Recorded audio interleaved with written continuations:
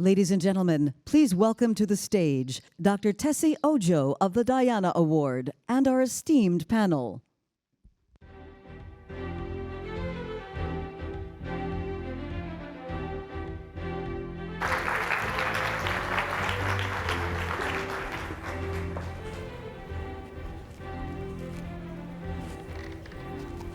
Great. Amazing. How's everyone this morning? This is a youth panel, so we need audience participation. Thank you. Should we take that again? How's everyone this morning? Fantastic. My name is Dr. Tessy Ojo CBE, and I'm delighted to be here. I have spent the last over 25 years in the not-for-profit sector, and particularly leading and curating the legacy to Diana, Princess of Wales, someone who is loved globally. I often find that when I arrive at the airport, even from the customs, and I say, I'm the chief executive of the Diana Award, everyone feels that they need to tell me where they were when Princess Diana died. And I think that often still talks about the relevancy and how much she was loved across the world. One of the things that really stands out about her, and which I have the privilege of leading and curating for the last 25 years, is how much she advocated for children and young people. You know, Princess Diana believed that young people, with the right support, can change the world. And that's exactly what we do at the Diana Princess of Wales Awards. We support young people to own their power, to understand that their lived experience is not their permanent reality, that they can use that lived experience to create change, that they, with the right support, will change the world. But it often means, what does support mean? It means investing in young people. It means building the capacity of young people to find their power, to realize that they have agency, to give them space to be. Whilst I couldn't fly out young people from the Diana Award to join me, I'm delighted to be joined by 3 incredible young people who have found their power, who are leading change right here in your city, who I have no doubt, I've spent some time with them, I know that these young people will be incredible ambassadors across the world and we will create change. So I implore you to give us the next few minutes to listen to these amazing young people. I have with me, do you guys want to introduce yourselves very quickly? Just your name? I'm Raquel Gonzalez. I'm Fatoumata Cisse. And I'm Askadeline Milanes. Amazing. So you guys are part of the NYC Junior Ambassadors Program. Can you tell me a little bit about that, and what was your experience, and what does it mean for you to be a change maker? Yeah, sure. Well, I joined the Junior Ambassador Program during a very challenging stage of my life, and I feel as though the whole world. I was personally recovering from a back surgery at the time, and the world was dealing with this loss of interaction and connection with others when my history teacher mentioned it. His genuine passion and excitement for the program not only motivated me, but it uplifted me. It gave me bravery, and this bravery not only made me feel stronger as a young girl and student and person in the height of 2020. I would say some highlights from the program would definitely be being able to gain a voice and be encouraged in that way. I was able to have conversations on topics and subjects I'd never been exposed to before or felt like I could speak upon. Additionally, I was able to meet with the ambassador of the Dominican Republic, although virtually at the time because of COVID, but it was so inspiring seeing as though I come from the same country. I'd say experiencing the NYC Junior Ambassador Program, it changes your definition of a change maker because it makes you realize that change can start in the smallest of classrooms, with children the age of 11 or 12 as soon as clarity and awareness is allowed. I think that's very important, and also collaboration. I wouldn't be here without these two, and that's something that I learned within the program. Everything can be solved as a team. Amazing. Fatoumata? Yeah, I would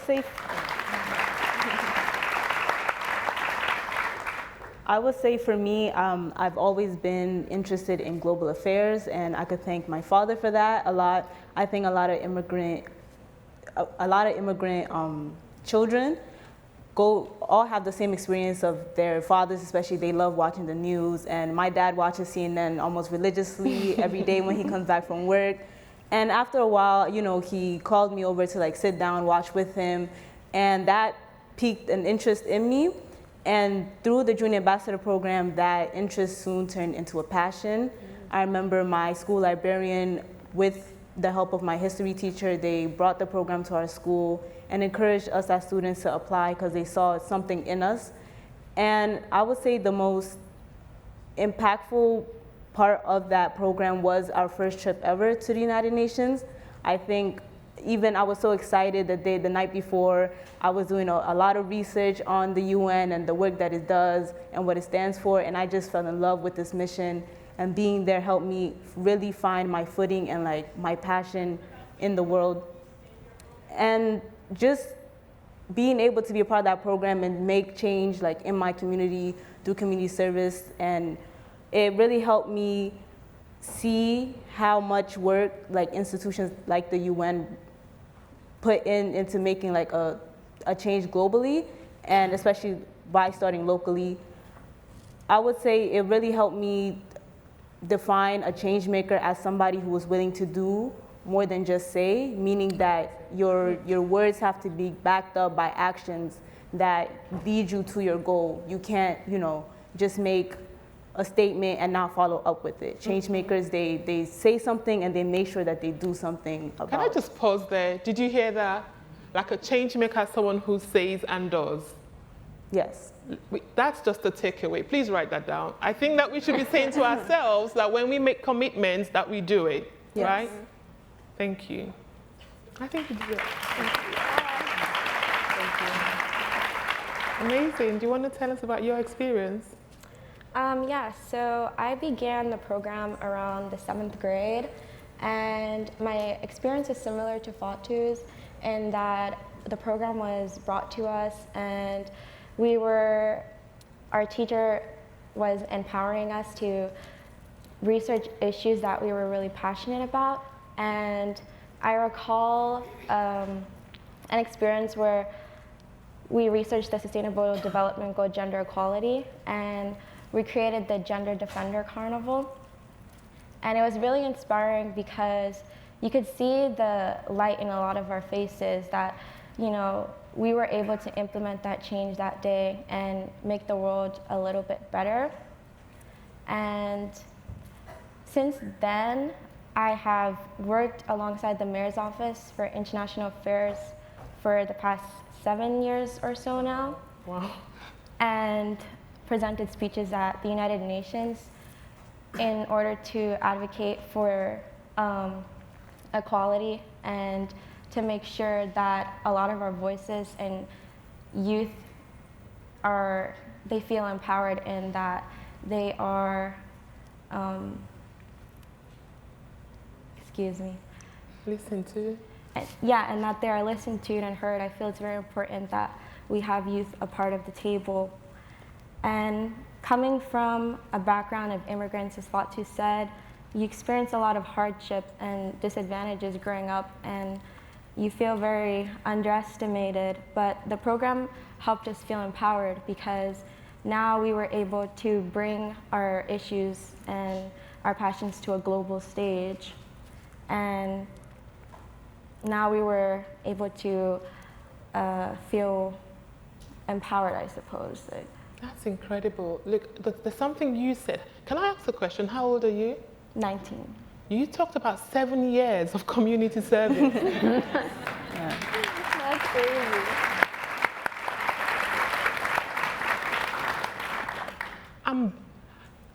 And I'm just going to go off the cuff a little bit, because when we talk about how young people's voices aren't listened to, this young lady is 19, and for 7 years, you have given your time, and yet you talk about disadvantage. You've all mentioned something about community. Can I ask you, what are those issues in your community, in your 7 years of service? My goodness. Can I also add, it's unpaid service, right? Yeah. Yeah. What are those issues in your communities that you've seen, and what are the changes that you would like to see? Can I throw that to you? Yeah, of course. Well, when I worked with the Junior Ambassador program, I was very fortunate to learn about issues such as human trafficking and gender-based inequalities and how those two intertwined have impacted the world. Since then, I've been able to experience a lot of different issues throughout my day-to-day life. Some of these ranging from accessibility to health care, inflation, mental health, homelessness. I'd say each of these are in prominent need of solutions, and my take to this would be improving our cultural responsiveness, which basically means like providing effective and careful care for all residents, no matter their background, or that be culture, race, ethnicity, religion, etc.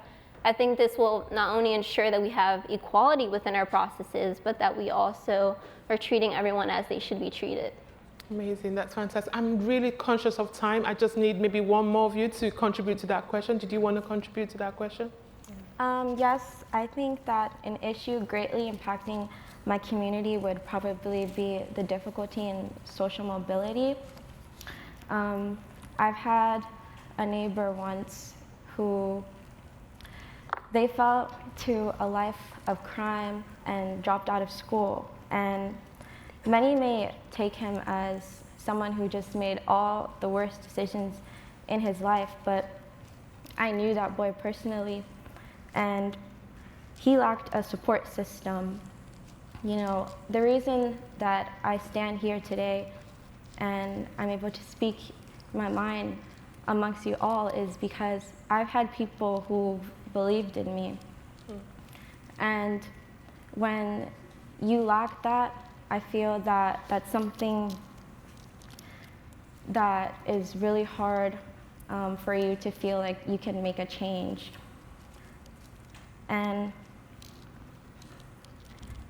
that boy, he confided in me, and he told me about how unsafe his home life was and how he wanted to protect his younger siblings or build cars to get his family out of that environment. But because he felt alone in the world and unsupported in school, he never got to actualize his potential. He wasn't able to achieve the dreams that he wanted to. And along with that, with community issues ranging from income inequality to poor access to healthcare, it also makes it very hard for people like this to be able to focus on global issues, and they end up just having to focus on trying to survive, and they're not able to contribute to helping the world. And I think it's really important that we do not leave those people behind, and that we focus on providing those underserved and underdeveloped communities with more resources, and that we provide them with more accessibility to opportunity, because I feel that systemic inequality is something that we really need to focus on getting resolved. That's so powerful.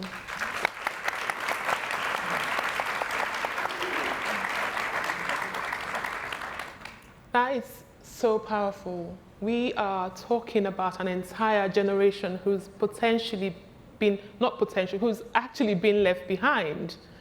And what these young people are saying is, when we think about sustainability, when we think about building well for the future, we cannot do that when some people are being left behind, when communities are feeling disconnected, when communities are feeling underinvested into. These young people are from those communities, and I hope that conference that we hear them and that we act on what they're saying. I want to touch on one more issue very quickly, and I'm so aware of time. You guys are the digital generation. Everyone talks about you live your lives online. I remember I have a 23-year-old son, and the first time he was going to go abroad himself without me, which was shock, horror, panic, He said to me, Mom, follow me on Snapchat. You can see what I'm doing. I said, would you text me when you arrive? He goes, Moms, check my Snapchat. So you guys are that generation. What does it mean? I'm also aware that particularly in the pandemic, online world was vile with misinformation. And how do you cope with that? What is that? What does that mean with this whole intergenerational disconnect? How do you manage that? Just because of time, I'm going to ask you to answer that question for me. Yeah. I think because my generation is very much online, we access our news through social media platforms. It has made us more accessible to us. And because of that, children now and the youth are able to see like the true scope of things globally and like how huge issues are. And I think because of that, the main reason for the disconnect between youth and adults or youth and these institutions is because youth are now seeing that many leaders don't really prioritize our best interests, or they now see, I think, thanks to like COVID, the pandemic, a lot of things that were happening in the dark came to light. And now as children, you see every time you open your phone, you check social media, it's another conflict abroad, there's conflict in your country. And I think just as children, just constantly being bombarded with that, and then mixed with the fact that we don't hold any real power to make change, we can't control our environment, it leaves us with a sense of a lack of hope for anything really, because unless we are given the actual chance to voice ourselves and to be listened to, we can't really do anything at all. That's why we must look to these institutions to help us and not make false promises. What we really want is, if we are made a promise, we need adults and institutions to carry out those promises. I think a lot of children are seeing now, most of the time, it's performative activism on a lot of adults' parts, and that really hurts us because we really go out our way to speak our minds and speak about the issues, but we're dismissed because we're younger or we don't hold any real power. So I feel like that's the main reason for the disconnect, and to fix that, agencies and adults must work together with children and the youth and really hear us and give us seats at the table to, give our opinions on policies that impact us a lot, because we only are 16% of the population, but as someone once said, we are 100% the future. So because of that, all these policies that are happening, they impact us. So because we're the main population being impacted, we should be the main ones having a voice and a say in what goes on. Amazing, amazing. That's fantastic. Quickly, very, very quickly, before we get kicked off here, 30 seconds, what would you want? There's all adults in this room. What would you want? What's the one thing you want everyone here to do to help build that bridge? Just 30 seconds, everyone.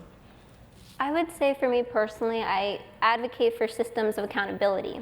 This basically means that when systems promises something, like Fatu mentioned, they will give us these solutions and they will communicate when the solutions can't be solved.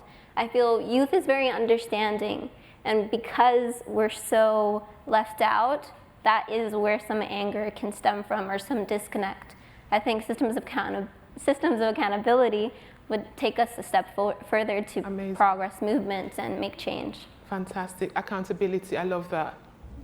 I think that investing in programs such as the Junior Ambassadors Program is great because it helps the youth build more global skills, and bringing your youth into the global perspective will help everybody, because now they can help make changes like anywhere and everywhere.